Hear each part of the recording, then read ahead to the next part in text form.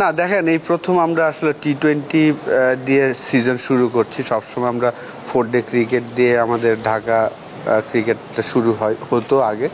তো বগুড়া এবং রাজশাহীতে বৃষ্টির কারণে এবং ড্রেনিং সিস্টেমটা ভালো ছিল না বলে আসলে খেলাগুলো কন্টিনিউ হয়নি। তো আবার শুরু হয়েছে আজকে থেকে। সিলেটে অসাধারণ গ্রাউন্ড এখানে। তো এখানে বৃষ্টি যদি হয় তাও আমি মনে করি যে প্রত্যেকটা ম্যাচই হয়তো বা হবে, যেহেতু ড্রেনিং সিস্টেমটা খুবই চমৎকার। তো অবশ্যই আমাদের প্রত্যেকটা টিমের জন্য, প্লেয়ার সবার জন্য আমাদের একটা ভালো একটা প্রিপারেশন আমরা নিয়েছি। ফিটনেস ক্যাম্প হয়েছিল 1 মাস, তারপর স্কিল ট্রেনিং করলাম। বিশেষ করে আমরা বরিশাল টিম, আমরা কয়েকটা প্র্যাকটিস ম্যাচও খেলেছি এই টুর্নামেন্টটার জন্য। তো আমি আশা করি যে আমাদের টিম ভালো করবে ইনশাল্লাহ। না, আমি এটা একটা চ্যালেঞ্জ হিসাবে নিয়েছি। হ্যাঁ, আমাদের টিমে হয়তোবা তারকা প্লেয়ার নাই। অন্য অন্য টিমে যেমন আমাদের সোহাগ গাজী হলো আমাদের সবচেয়ে বড় সুপারস্টার, এই বরিশালের হয়ে এখন পর্যন্ত আছেন, এবং তানভীর রেগুলার মেম্বার 1 ডে ক্রিকেটে, সেও রেগুলার ডোমেস্টিক ক্রিকেটে সুপারস্টার একজন। ফজলে রাব্বি অনেক এক্সপিরিয়েন্স, সেও বাংলাদেশ টিমের হয়ে খেলেছেন। তো এই মুহূর্তে এই 3 জন ক্রিকেটার আছেন যারা বাংলাদেশের হয়ে খেলেছিলেন, এখন খেলছেন।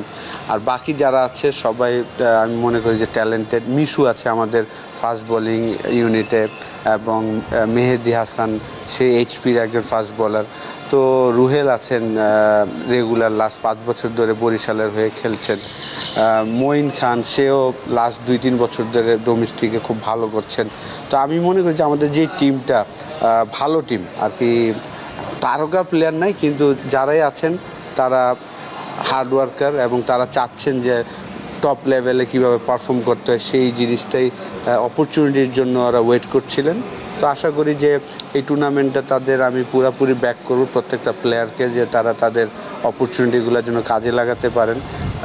শর্টার ভার্সনে আমি মনে করি বড় ছোট বলে কোনো টিম নাই, সবাই সেম। জাস্ট 1-2টা ওভারে গেম চেঞ্জ করে দিতে পারে, সেই অ্যাবিলিটি আমার টিমের সবাই আছে। না, আমার তো যারা সিনিয়র ক্রিকেটার আছেন তাদের কাছে আশা করব যে তাদের এক্সপিরিয়েন্সটা তারা কাজে লাগাবেন। পারফরমেন্স তো আসলে সবাই বলে কয়ে হবে না, কিন্তু তাদের এক্সপিরিয়েন্সটা কিন্তু শেয়ার করতে পারেন ড্রেসিং রুমে, মাঠে। যেহেতু নতুন ক্যাপ্টেন আমরা দিয়েছি, ক্রিকেট বোর্ড থেকে দেওয়া হয়েছে সালমানকে। তো সেও কিন্তু প্রায় 11-12 বছর ধরে ফার্স্ট ক্লাস ক্রিকেট খেলছেন। তো তাকে হেল্প করবেন সবাই, আমরা আছি সবাই। তো আমি আশা করব যে সোহাগ গাজীর কাছ থেকে আমি আশা করব যে সে এক্সট্রাঅর্ডিনারি প্লেয়ার, যেদিন খেলে সে একাই ম্যাচ জেতাতে পারে, এই কোয়ালিটি তার মধ্যে আছে। তো অ্যাটলিস্ট 6টা ম্যাচে যদি তার থেকে 2-3টা ম্যাচ আমরা ম্যাচ উইনিং পারফরমেন্স পাই, এটাতে আমি হ্যাপি থাকবো ইনশাআল্লাহ। অবশ্যই দেখেন, লাস্ট ইয়ার থেকে শুরু হয়েছে NCL টি-20, এটা 2nd এডিশন হচ্ছে। তো আগে শুধু একটা টুর্নামেন্টই ছিল, BPL। তো অবশ্যই আমি আশা করব যে হয়তোবা বাংলাদেশ ক্রিকেট বোর্ড করতে পারবে না, কিন্তু প্রত্যেকটা ডিস্ট্রিক্ট ডিভিশন কিন্তু তারা করতে পারে। যেমন 6টা মাসে যদি তারা এই ক্যালেন্ডারগুলো তৈরি করে যে তাদের বরিশালের টি-20 একটা টুর্নামেন্ট হবে, 1 ডে একটা টুর্নামেন্ট হবে, একটা 2 ডেজ টুর্নামেন্ট হবে। 6 মাসই যেন বরিশালের যে আমাদের যেমন 30 জন প্লেয়ার প্রথমে প্রাথমিক একটা সিলেকশন করা হয়, এখন কিন্তু 15 জন আছে, আর বাকি 15 জন কিন্তু বসে আছে। তো ওরাও যেন এই সময়টা খেলতে পারে, এটা কিন্তু ডিভিশন করবেন এই কাজগুলো। ক্রিকেট বোর্ড তো আর সব জায়গায় করতে পারবে না। তো আশা করি যে সামনের ইলেকশনের পরে যে বোর্ডটা আসবেন, ওনারা সুন্দর মতন একটা প্ল্যান করবেন, যেটা লাস্ট 25 বছরের ধরে হয়নি। আমাদের 6 মাস ক্রিকেট কিন্তু সবাই খেলতে পারে না। তো এটাই আশা থাকবে সামনে যিনি আসবেন, যারাই আসবেন, তারা যেন আমাদের সকল প্লেয়াররা যেন 6টা মাস পুরো বাংলাদেশে যেন ক্রিকেট খেলতে পারে।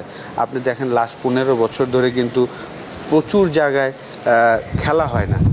আগে চমৎকার সিলেটে লিগ হতো, খেলতে যেত, বরিশালে হতো, এইসব ময়মনসিংহে হতো, এইসব জায়গায় কিন্তু এখন খেলা বন্ধ হয়ে গিয়েছে।